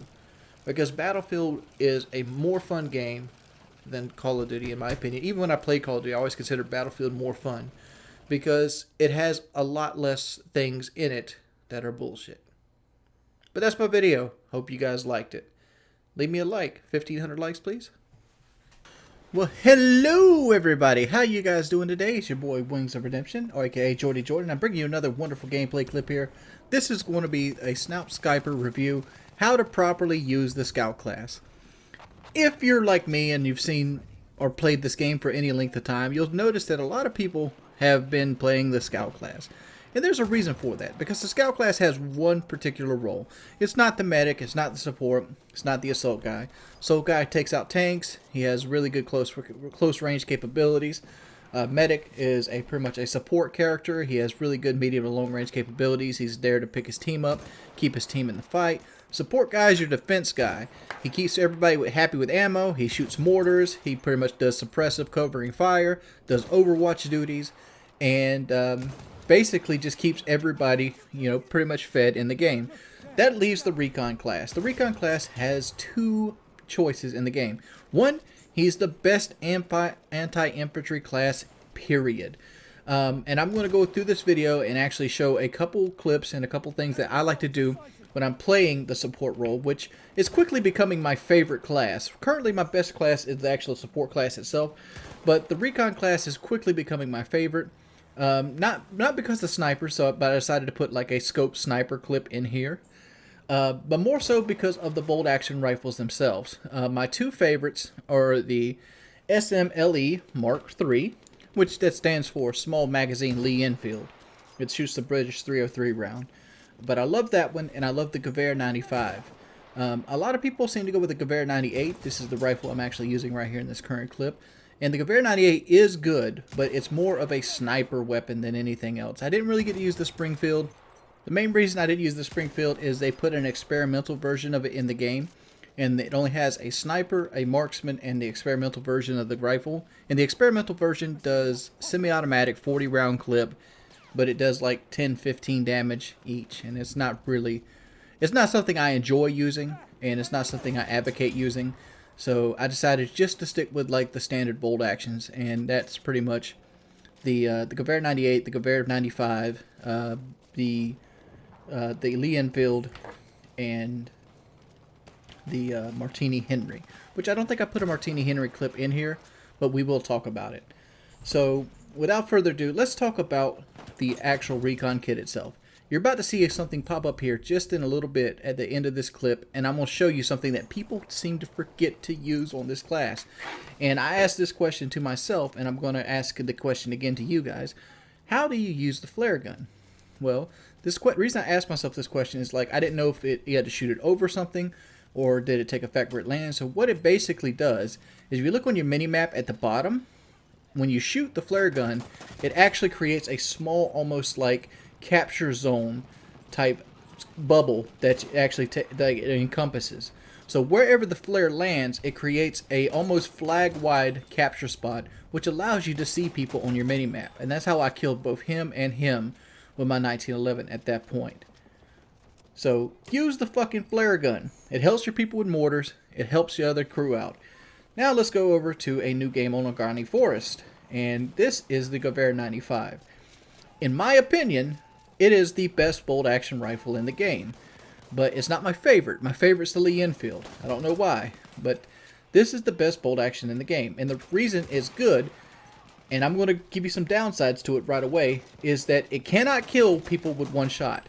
Most sniper rifles have what you call a sweet spot. The Martini Henry is known for its sweet spot because it has such a large one. I think it comes up at like 20 yards and goes all the way up to 80 yards, where if you shoot them in the body, no matter where you hit them, it'll be a one-shot kill.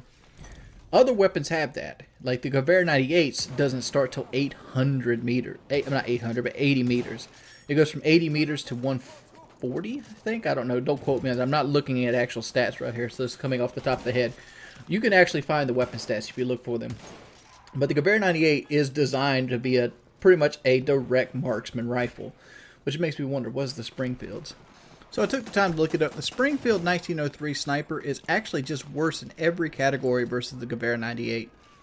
The bullets fly 70% faster on the Gewehr. It has a 5% faster reload time. It's a 50% faster stripper clip, 22% faster first single bullet reload, and a 15% faster stripper clip reload toward the end. So at no point is the M1903 sniper better than the actual Gewehr 98 in this game. So there's really no reason to use it, because the Springfield also has a much larger sweet spot start. The Gewehr has a one-shot kill at anybody over 80 meters, and it goes until infinity, whereas the Springfield comes up at 100 meters. So you have a 20 meters less one-shot kill to the body versus the Gewehr 98. So I don't see a case for actually ever using the Springfield versus the Gewehr from the base stats at the base game. This is all subject to change through patches. But let's talk about the other two weapons you're going to see showcased in this. In both are the carbines. You have the Lee Enfield carbine and the Gewehr carbine. The reason I like using the carbine version is they come with an artillery sight, which allows you to zoom them in further than you could with this direct iron sight, thus giving them a benefit over the Martini Henry. If you watch Level Cap's video, you'll see that he compared the Martini Henry to the Lee Enfield, because the Lee Enfield has just a 10 meter shorter sweet spot than the actual Martini Henry. So it's almost as good as the Martini Henry right out the gate, but it doesn't suffer the down effects of having a trapdoor. It has a quick bolt, and it also has the ability to put an artillery sight on it, which will allow it to have a longer range of effective sight, because you actually can zoom it in further. So let's go and talk about a couple strategies that I'd like to implement with the Scout class before I get too overwinded. This is the Gewehr M95 gameplay. You've seen it already once in the Organi Forest. This is Emperor's Edge. The Gewehr cannot one-shot kill at any range, whereas the Enfield can do it, and it does it from like 30 meters to, I think, 70 meters. So it has a nice small sweet spot range, kind of like the Martini Henry. The Gewehr can never do it. So why would you ever use the Gewehr 95 over the Lee Enfield? And the answer is simple: rate of fire. And one other caveat, the minimum damage that the actual Gewehr 95 can do is 79. So with that being said, every shot that you hit with the Gewehr 95 has the ability to be an assist counts as kill. Whereas the Lee Enfield, its minimum damage is, I think, 49. So like if you have like extreme fall off damage. So no matter where you hit a person, or no matter how you hit a person, you will always get a assist counts as kill as long as you spot them. But it is capable of one-shotting in the head like every other weapon. You see right there, there's a nice headshot. So what I truly try to do is, when I'm using the Gewehr 95, and you've seen it in an earlier clip, is I will do what you call a fast swap, and you'll see me do it all the time. What it is you hit a person in the body, don't aim for their head, shoot them in the body, and then pull your pistol out and hit them again. You see me not doing it here because I'm just kind of lining them up, mainly showing off the very quick bolt that the Gewehr 95 has. But you shoot a guy, you've done 79 damage, possibly 90 damage. The 1911 actually does 42 damage a shot. Don't quote me on that, but it does 38 to 42 damage. So you can very easily one-shot a guy with the 1911 one time and finish them off. I see so many times people with bolt-action rifles shoot and then try to shoot again at close range with the same rifle with the slow action. Don't do that. Shoot, switch to your pistol, fire one time. You'll get the kill a lot of the times. Another benefit that the Gewehr has over the Lee Enfield, even though it has a smaller clip, it reloads the entire clip every time. There's no putting single bullets in versus the Lee Enfield, which you put a 5-round super clip in and load it in. So make your choice yourself. Use your fucking flare gun, shoot a guy in the body, quick swap to the pistol, and play those fucking objectives. Quit sitting off at the edge of the map. The only time I put a sniper bolt on or sniper scope on is to counter snipe people off planes like Foul Fortress or something like that. Other than that, it's not needed. Check your boy out. 1,500 likes, please. Well, hello guys, it's your boy Wings of Redemption. I'm going to do a little quick video today on the mortar itself. And here's some quick tips for the mortar.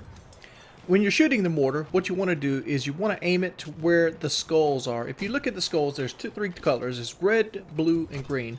Green means squad, blue means friendly, red means dead. So if you're seeing a lot of blue squad skulls popping up, just in front of them is usually enemies that usually are hurt. The mortar, the airburst mortar, does 65 damage on a direct hit, so use that to your advantage. When you're shooting the mortar and you don't have a scout to give you a flare to begin with, use the first mortar as a kind of guide.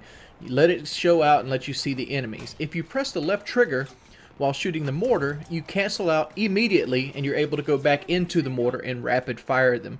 This gives the enemy less chance to get away from your mortars. So what you can do is, like right here, looking for blue skulls, shoot ahead of the blue skulls, hit them, and then to kind of feel it out, adjust as you go on the fly, and rapid fire them by canceling the animation with the left trigger. Since this video is kind of short, let's go ahead and throw in another support tip that it's kind of a refresh than most people did, but that mortar tip can get you a lot of kills. Another quick mortar tip is mortars are good for taking snipers off the top of buildings. Here is another mortar tip. Fucking prone. Come on, guys. Prone is the ability for the thing. I see a lot of people crying about the support kit being underpowered, which to an extent it is. I feel it should be a 4-shot kill instead of a 5-shot kill. But support has one big factor that no other class has. It has bipods. Use those bipods. Granted, the medic does have a gun with a bipod, and so does the sniper. But the big role is support role is to bipod your weapon.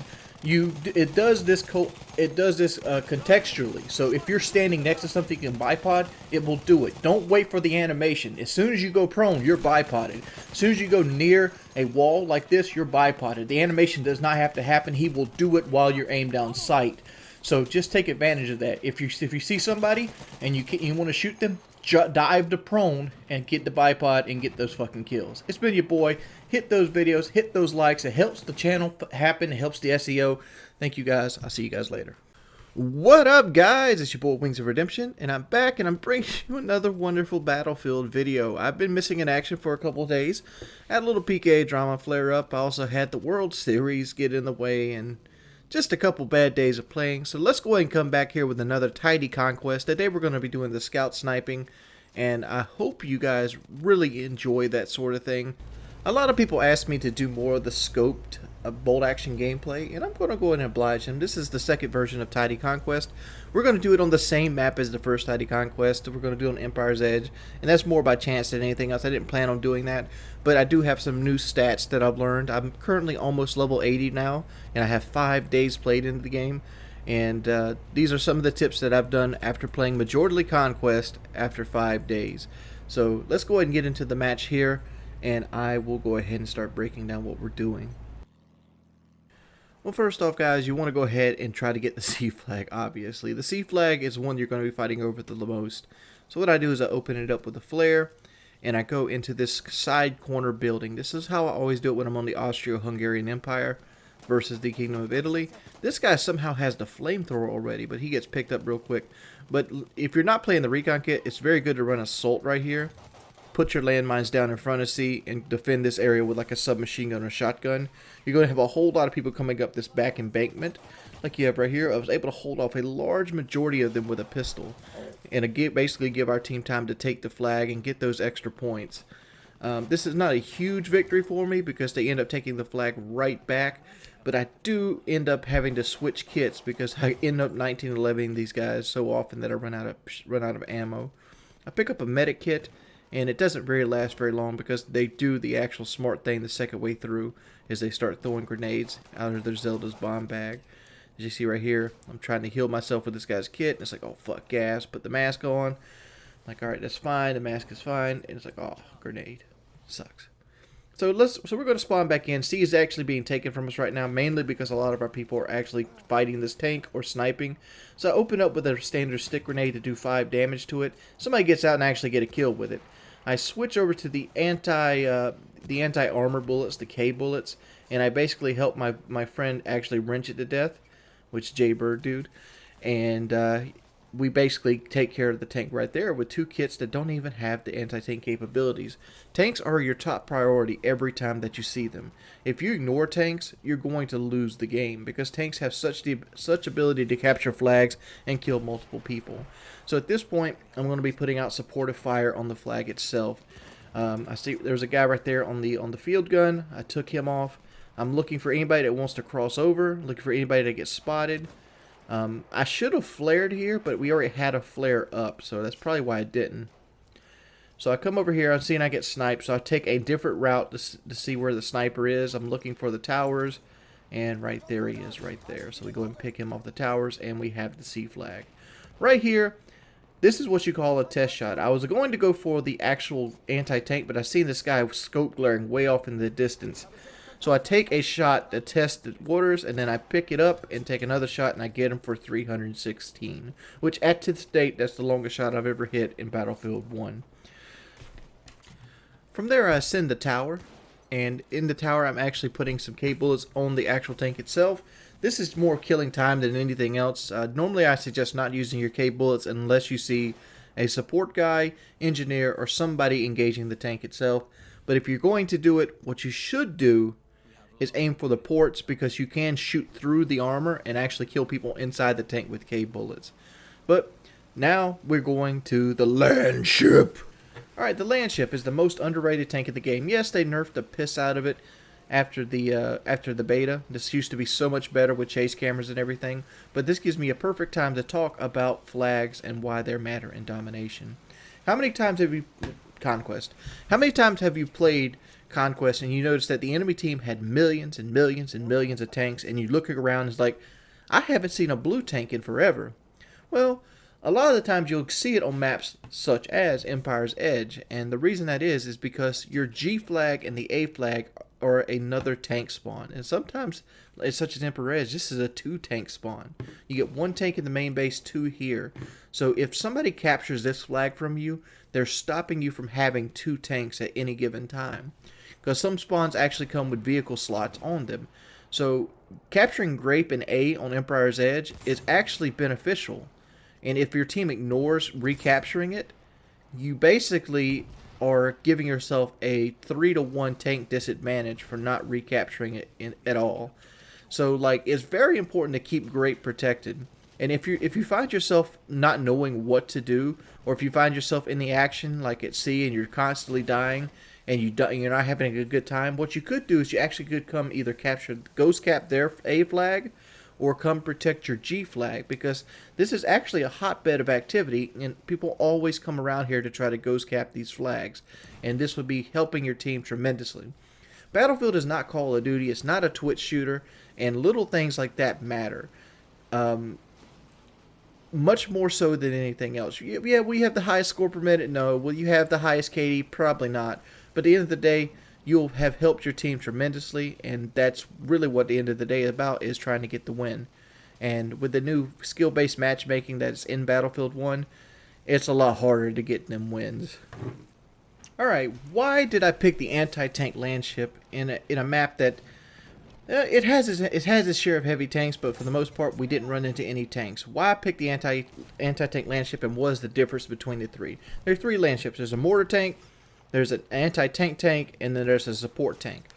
The mortar tank is designed to basically be a stationary, like, support target.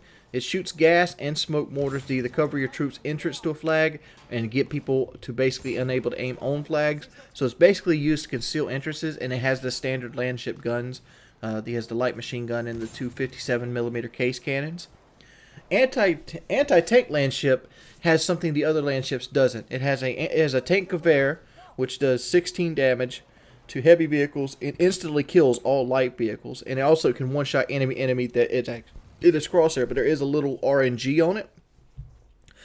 And it has the magical healing spell on top of that. If you press left on the heavy tank or the anti-tank landship, you basically will heal for 30 health every 15 seconds.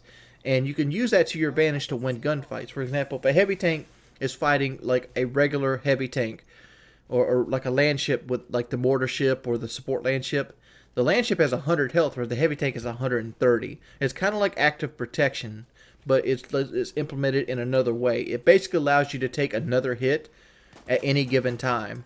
And you basically pop it on, and it gives you health. It's just another form of active protection from Battlefield 4. And with that being said, only the anti-tank landship has that, and it increases its survivability up a lot. One of the downsides of the anti-tank landship is that it has weaker side cannons on it. So when your gunners, who most likely are not going to sit with you when they're randoms anyways, you're most likely going to wait. If you don't have a friend, run the heavy tank.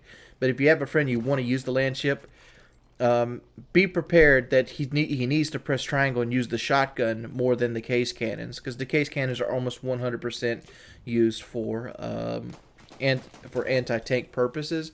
You can one-shot kill if you hit them directly or almost or like right at their feet, but most times the case cannons are going to actually be a two-shot kill. Here's me again defending the flag of G. I spawned back in. I noticed we only had D, but G is one of the most important flags to have. You want one of the middle flags, D or C, and you want your G/A flag. So I came back in. I'm going to capture this solo. It takes a while to do, so I just take the time to try to like bipod down and pick people off of the C and D flags. I don't think I'd get anybody, but you know, it's the thought that counts, right? You know, I'm spotting people as I go. I would have tried to spot him. I think it was on cooldown. If you don't ever see me spot somebody, it's probably because it's on cooldown. And just chill out here. Make sure people capture the flag. Make sure that I defend the flag with my 1911, with my sniper rifle, and I get the G flag back. You make sure you want to wait and make sure nobody else is trying to sit around and ghost cap it, because they do that all the time.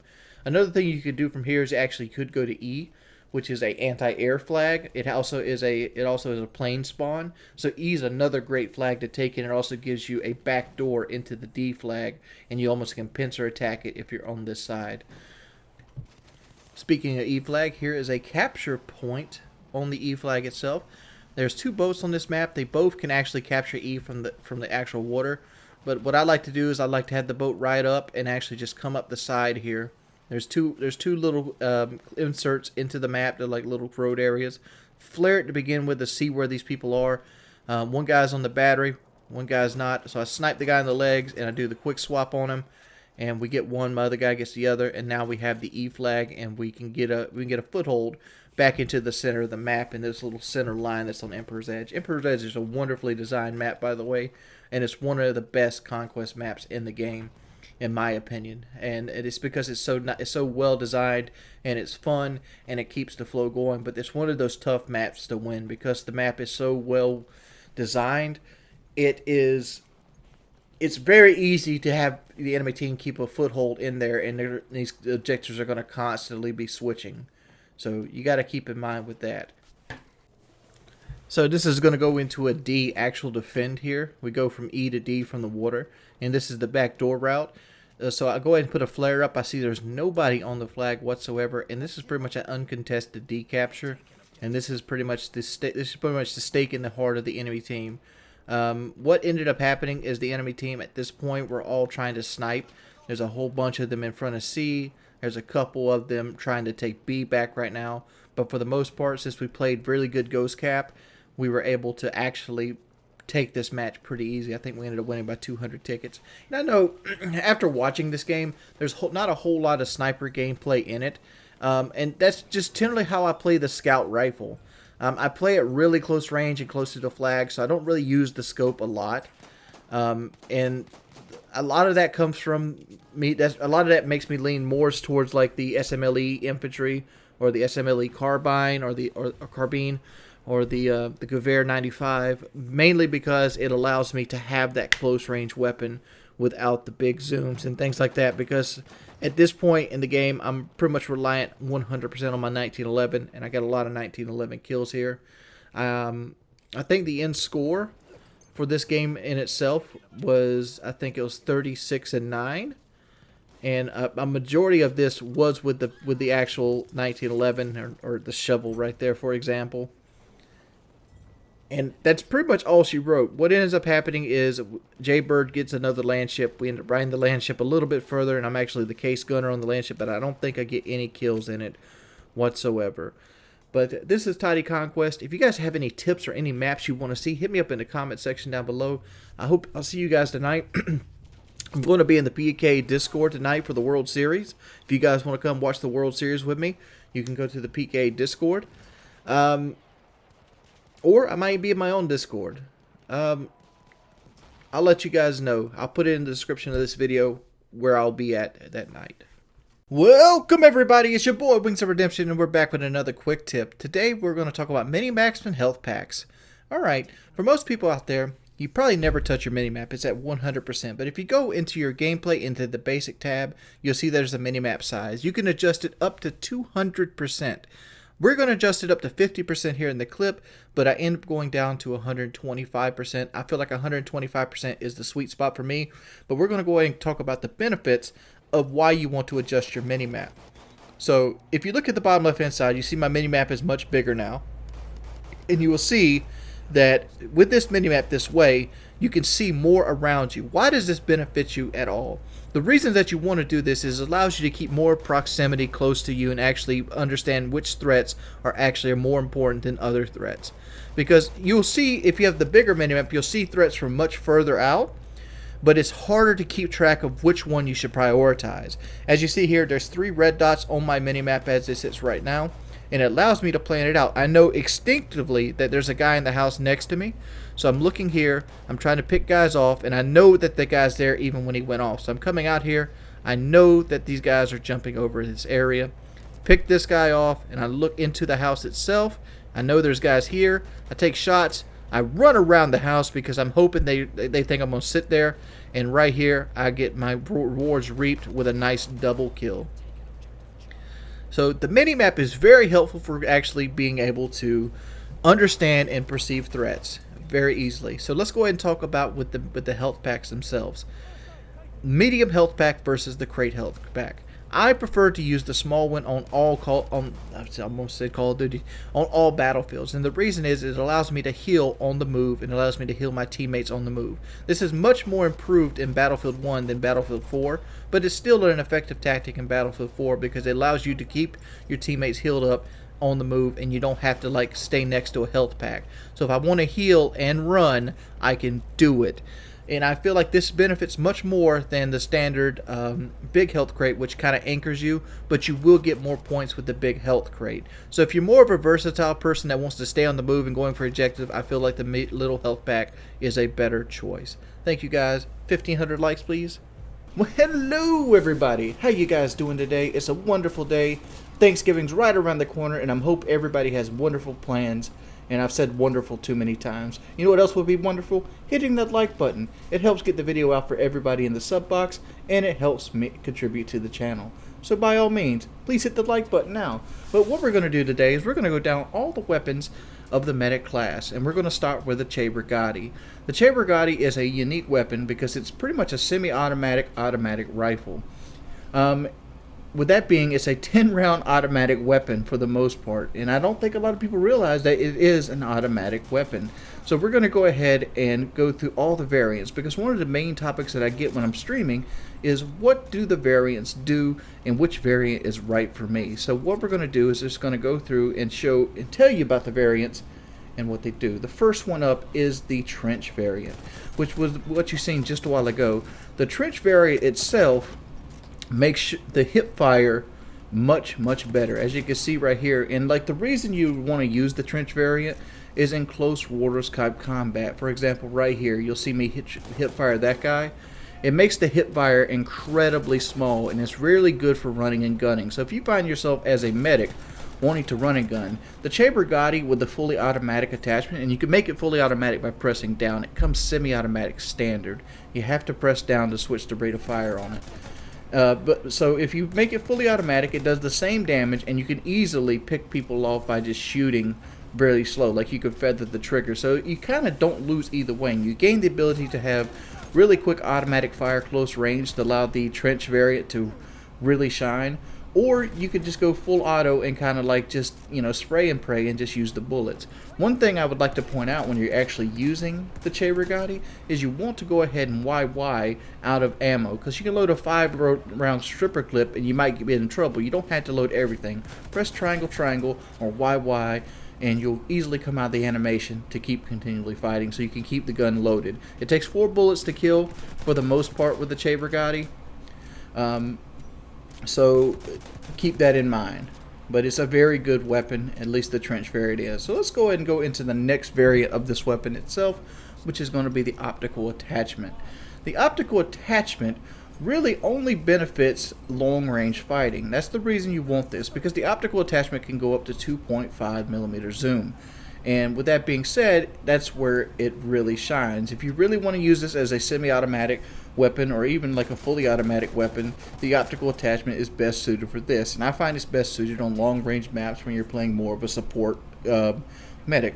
If you're not a medic that likes to get up into the shit, but you want to use the Rigotti, the optical is for you, because it allows you to be picking off people in the placements. It allows you to pick off snipers and other people that might be sitting up on hilltops, and allows you to do it much easier. That's really the only reason to use the optical sights in this game. I find myself, I use the optical sights more on like bolt action rifles than anything else. I don't really use them on LMGs. I don't really use them on medic guns for the most part, because generally if I want to play a supportive medic gun, I generally go with the Selva-Slaughter Marksman versus the Rigotti. For the Rigotti, I generally use the trench variant out of all 3 of them the most, because I look at the Rigotti as a submachine gun type medic weapon.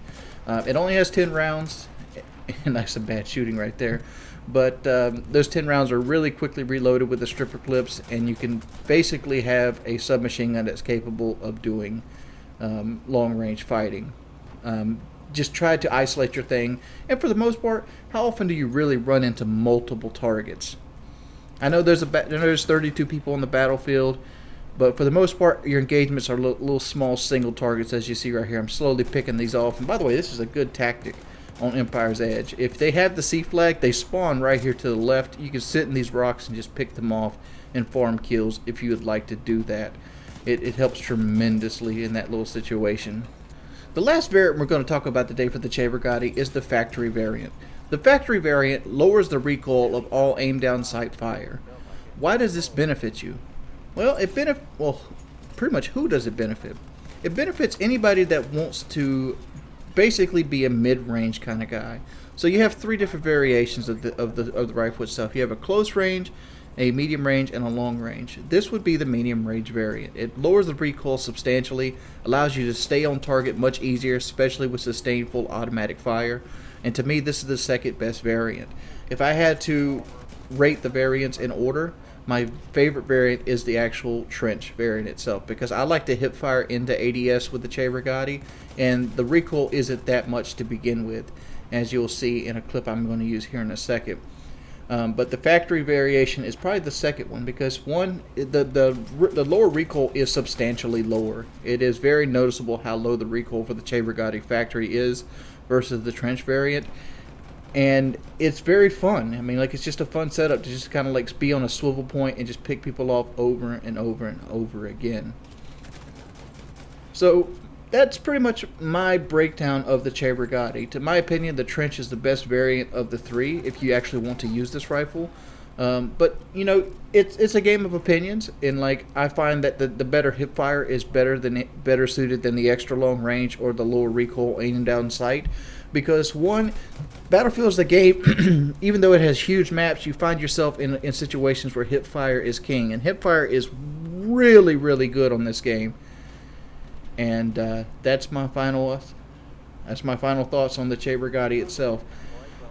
It's a really good, solid medic weapon. I didn't really enjoy my time using it because generally when I want to use a semi-automatic rifle, I go with the M1907 SL Factory because it has the same benefits of a lower recoil but has a 21 round magazine, or the Sweeper, which has 21 round magazine and is a lot more forgiving than the Rigotti with full automatic fire.